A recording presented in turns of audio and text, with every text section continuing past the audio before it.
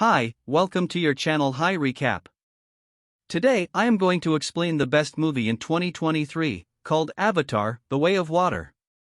The movie begins with Jake Sully narrating his modest and harmonious life as chief of the Omaticaya Clan and raising a family with his wife Neytiri. His family includes his sons Neteyam and Lo'ak, his daughter Tuk, his adopted daughter Kiri, born from Grace Augustine's unconscious Nasik's avatar, and a human boy named Spider, the children of Miles Quaritch, who was born on Pandora but was unable to be brought to Earth in cryosta. While Neytiri distrusts Spider because of his human heritage, Jake can embrace Spider as his adoptive son. However, all of the children get along and socialize well with one another, even Spider, whom Kiri adores despite the fact that he is a human. Spider is more drawn to Nasik's culture and customs than his human background. They go about their daily lives as usual until they suddenly spot an unusual star in the night sky. They are shocked to learn that it is an RDA spaceship carrying people who are colonizing Pandora and building a new main operations base, significantly harming Pandora in the process. Colonel Quaritch, who has been cloned into a Nasik's body and has had his memories from before his death uploaded, is one of the newcomers on the ship.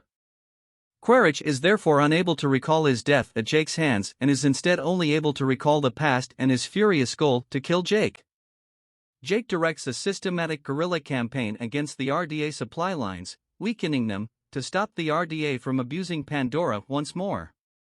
Lo'ak, who disobeys Neteyam and is anxious to demonstrate his prowess as a Nasik's warrior, tries to aid Jake in fight during one of the missions but is injured. Jake saves him and teaches him not to put his own safety in peril by acting recklessly. That evening, as Jake was attending to his wounds, Neytiri gently reminded him not to be too harsh on Lo'ak. Jake responded by expressing his worry as a parent for the security of his kids. Quaritch, who is upset over the retaliatory attack on the RDA supply lines, launches a quest to find Jake and kill him. Jake's kids journey further into the rainforest on a joyful expedition with Spider. They are unaware that Quaritch and his team are nearby, examining the location where Quaritch finds his human remains. They are present, and a perceptive Lo'ak observes and promptly alerts Jake. Jake's kids are taken prisoner by Quaritch's group when a scuffle breaks out. Most of them are released when Jake and Neytiri arrive in time, but Spider is captured by Quaritch, who recognizes him as his son. Within the ship, the RDA attempts to force Spider to provide information about Jake, but she resists. Quaritch shifts tactics and addresses Spider as his son while also providing additional information about the Nasiks in return for Spider's freedom on his side. Despite being uncooperative and ignorant of Quaritch's true goal, Spider educates him about Nasik's culture. Quaritch is also able to effectively tame a Nikran flying monster as a vehicle. Jake persuades a reluctant Neytiri and his family to disassociate themselves from the Omaticaya clan and relocate to the eastern seaboard of Neteyam, a coral reef island whose clan and way of life are tailored to Pandora's aquatic habitat, in order to protect their safety from the threat that Spider's knowledge of their whereabouts poses as well as to prevent another catastrophe. Jake abdicates as chieftain to his successor and departs for Neteyam with his family. When they arrive, they are welcomed by the clan leader Tanawari and his wife Ronald, who at first have their doubts about them. Jake, though, explains their predicament, and it is decided to let them stay and provide shelter. Jake and his family are mocked by certain tribesmen because of their genetic human background, but as they learn the traditions of the reef people, they gain the respect of the tribe. While Lo'ak makes friends with Syria, the daughter of clan leader Tanawari, and his wife Ronald, Kiri is enamored with the underwater life of Neteyam and forms a spiritual relationship with the sea and its species. In the process of adjusting to their new surroundings, Lo'ak fights with Syria's brother Ayanon when the latter makes a harsh remark about Kiri and him because of their mixed human ancestry. Jake corrects his son's conduct. Lo'ak returns to apologize to Ayanon and his pals on Jake's persuasion. However, they seduce him into traveling into the Akula's domain, a hazardous marine predator, and abandon him there as payback. In an attempt to harm Lo'ak, the Akula. But Payakan, a Tulkan, a peaceful and intelligent type of cetacean whom the Neteyam regard as their spiritual family, saves Lo'ak and becomes his companion. Through signing, Lo'ak is able to communicate with Payakan and takes off the right fin of the beast with an ancient harpoon head.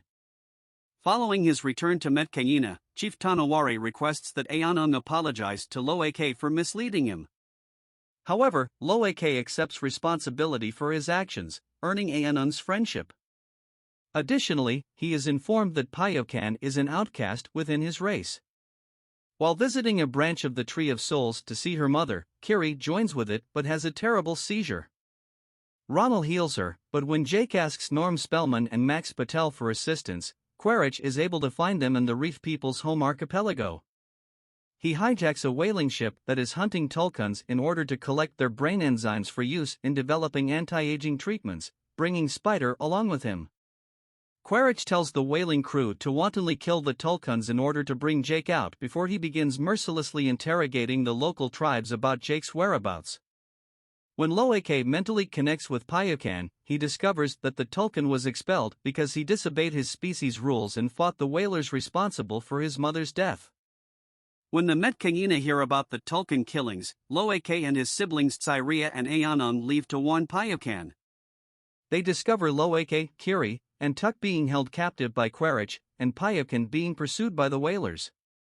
Jake, Neytiri, and the Neteyam headed out to confront the humans since their children were in danger.